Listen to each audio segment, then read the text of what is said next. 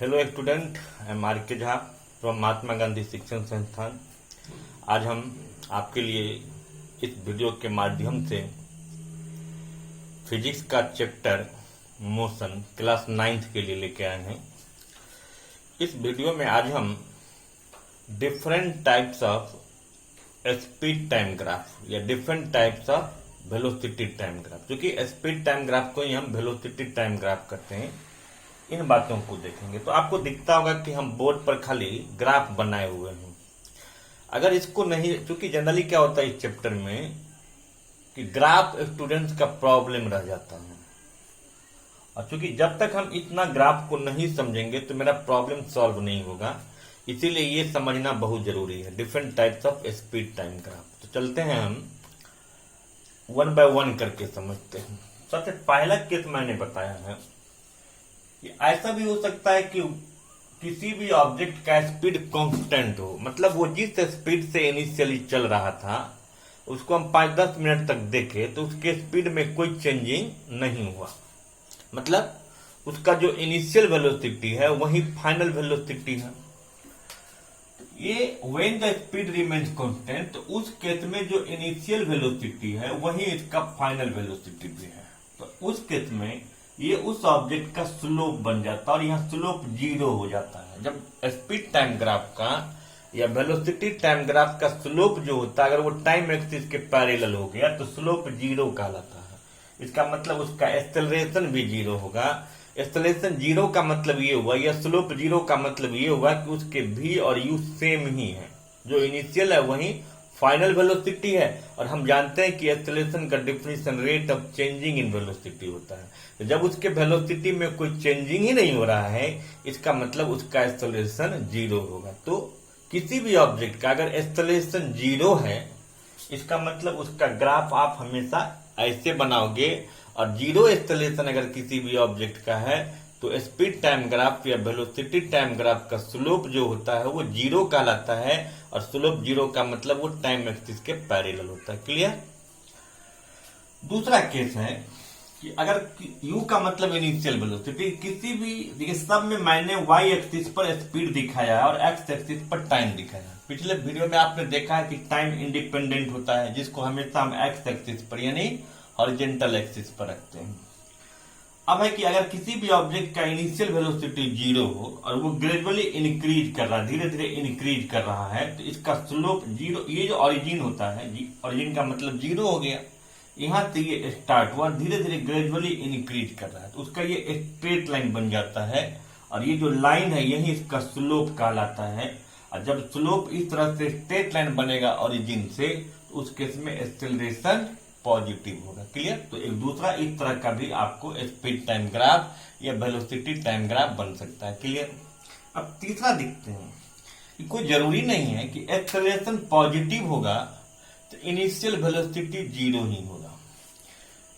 हमको ये समझना है कि इनिशियल वेलोसिटी 0 हो या ना हो, अगर फाइनल वेलोसिटी इनिशियल वेलोसिटी से ज्यादा है तो एक्सेलरेशन पॉजिटिव होगा। हाँ, इनिशियल वेलोसिटी अगर 0 है, इसका मतलब अगर वो रेस्ट से मोशन में आ रहा है तो उसका ये ग्राफ बनेगा।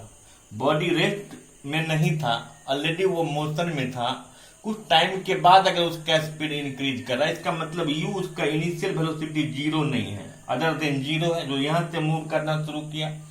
इसलिए हम टाइम इसको ले लेंगे, क्योंकि ये और ये दोनों पैरेलल है, बराबर भी हो सकता है, और ये जो दोनों के बीच है ये एंगल समझा जाएगा, तो इसका स्लोप ये बन जाएगा, और यहाँ भी एक्सेलरेशन पॉजिटिव होगा। एक्सेलरेशन पॉजिटिव तब होता है जब v ग्रेटर होगा u से, या यहाँ भी v ग्रेटर है u से, इसलिए दोनों केस में एक्सेलरेशन पॉजिटिव है। लेकिन एक्सेलरेशन अगर पॉजिटिव है तो एक केस में 0 से भी चल सकता है जब इनिशियल वेलोसिटी 0 होगा, और एक अदर देन 0 से भी चल सकता है, एक्सेलरेशन पॉजिटिव होगा, बट वहां अदर देन 0 भी हो सकता है, इसका मतलब भी u से बड़ा होगा। तो ये 3 तरह का आप समझे। अब आते हैं चौथा, देखिए टाइप में कि स्पीड 0 नहीं है, मतलब ऐसा भी हो सकता है कि उसका इनिशियल स्पीड 0 नहीं है। ऐसा भी हो कि कोई भी बॉडी मोशन से रेस्ट में आ रहा हो, अगर मोशन से रेस्ट में आ गया तो इसका मतलब फाइनल वेलोसिटी उसका 0 हो गया।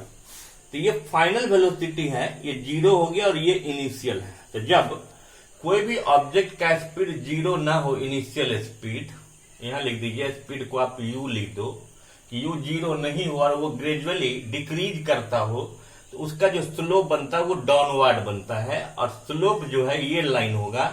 और इस केस में आप देख रहे हो कि v जो है वो छोटा है u से, इसका मतलब एक्सेलरेशन क्या हो जाएगा, निगेटिव। और जब ये एक्सेलरेशन निगेटिव हो गया, इसका मतलब जब एक्सेलरेशन निगेटिव होता है तो उसी को हम रिटार्डेशन भी कहते हैं, इसी को डिसेलरेशन भी कहते हैं। तो अब है कि एक्सेलरेशन निगेटिव कब होता है, तो acceleration change the rate of changing in velocity है। अगर फाइनल वेलोसिटी स्मॉलर होगा इनिशियल वेलोसिटी से, तो उसका जो स्लोप बनेगा वो डाउनवर्ड बनेगा ग्राफ पर, और उस केस में हम कहेंगे कि उसका एक्सेलरेशन निगेटिव होगा, मतलब रिटार्डेशन होगा, मतलब डिसेलरेशन होगा। क्लियर। फिर है पांचवा टाइप में देखिए कि स्पीड जो है किसी भी, जैसे ये था, यहां भी स्पीड, दूसरा केस में स्पीड इंक्रीज कर रहा था, यहां भी स्पीड इंक्रीज, लेकिन ये स्ट्रेट था। स्ट्रेट का मतलब होता है कि वो यूनिफॉर्म मैनर में इंक्रीज कर रहा है, मतलब इक्वल टाइम इंटरवल में इक्वल स्पीड इंक्रीज कर रहा है, इसलिए वो यूनिफॉर्म हो गया।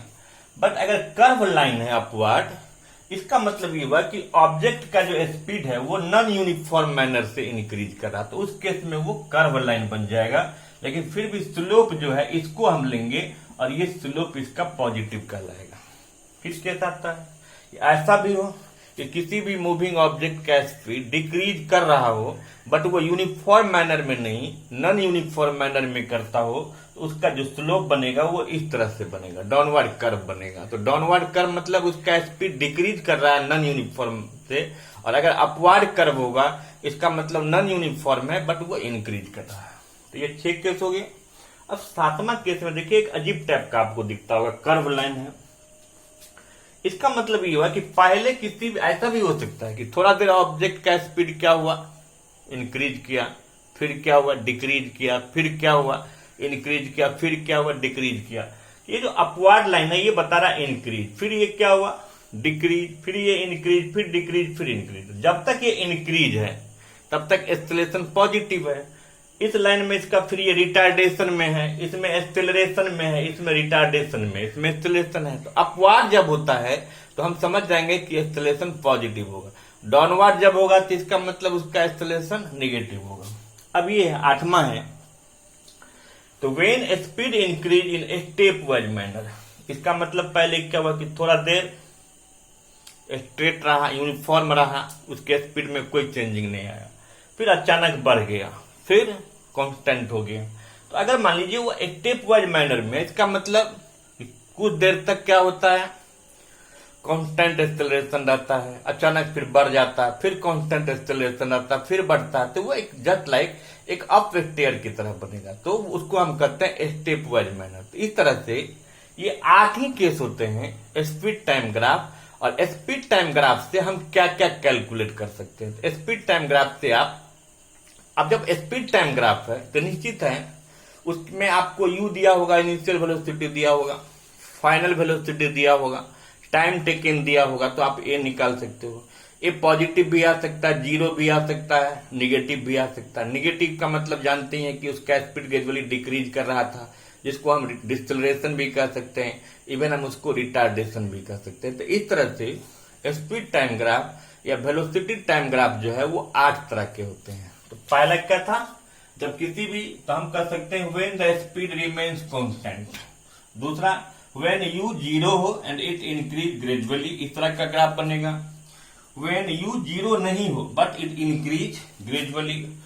चौथा में कहेंगे कि जब u 0 नहीं है बट ग्रेजुअली डिक्रीज कर रहा है, तो इस तरह का ग्राफ बनेगा।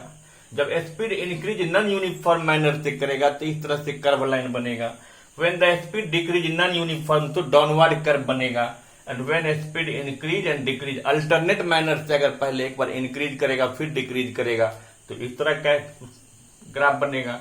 और एक अगर स्टेप वाइज मैनर में हो रहा है कि थोड़ा देर कांस्टेंट है फिर बढ़ रहा है तो वो स्टेप वाइज हो गया। ठीक है, इस तरह से 8 तरह के स्पीड टाइम ग्राफ या वेलोसिटी टाइम ग्राफ के काइंड्स हैं। अब यहाँ एक सवाल उठता है, ये जो स्पीड टाइम ग्राफ या वेलोसिटी टाइम ग्राफ है इसके क्या क्या यूजेस होते हैं। अब देखिए जैसे ये एक ग्राफ ले लीजिए, तो स्लोप जो उसमें जो स्लोप बन रहा है वो, और दोनों एक्सिस के बीच में जो रीजन है, जैसे हमने इसको ऑक्युपाई कर दिया, शेड कर दिया, तो किसी भी मूविंग ऑब्जेक्ट ने कितना डिस्टेंस ट्रेवल किया, तो सब में हमने स्पीड ही लिखा है, लेकिन मैंने पहले लिख दिया कि वेलोसिटी है। इवन अगर वेलोसिटी भी रहेगा तो यही काम करना है, कभी कंफ्यूज नहीं करना है, क्योंकि वेलोसिटी भी स्पीड हो सकता है। तो किसी भी स्पीड टाइम ग्राफ में, किसी भी वेलोसिटी टाइम ग्राफ में जितना टोटल एरिया ऑक्युपाई होता है, वही उस ऑब्जेक्ट का टोटल डिस्टेंस ट्रेवल होता है। ठीक है, अब ये जो वेलोसिटी टाइम ग्राफ है या स्पीड टाइम ग्राफ है, इसका क्या यूजेस है?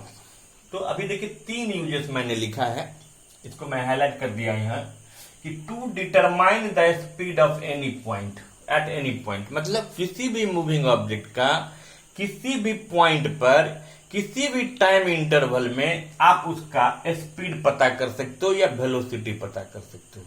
ठीक है, दूसरा यूजेस है to determine a for acceleration, कि टू डिटरमाइन एक्सेलरेशन, कि आप गिवन स्पीड टाइम ग्राफ से या गिवन वेलोसिटी टाइम ग्राफ से आप एक्सेलरेशन निकाल सकते हो। कैसे एक्सेलरेशन निकालेंगे? तो आप ये देखना है कि कहां से स्टार्ट किया, जिस पॉइंट से स्टार्ट किया होगा उसका मैग्नीट्यूड आप u ले लोगे, जिस पॉइंट पर एंड किया वो v हो जाएगा, टाइम दिया रहेगा, टाइम ले लेंगे तो फिर हम a निकाल देंगे v minus you by T. इस तरह से आप उसका एक्सेलरेशन भी कैलकुलेट कर सकते हो।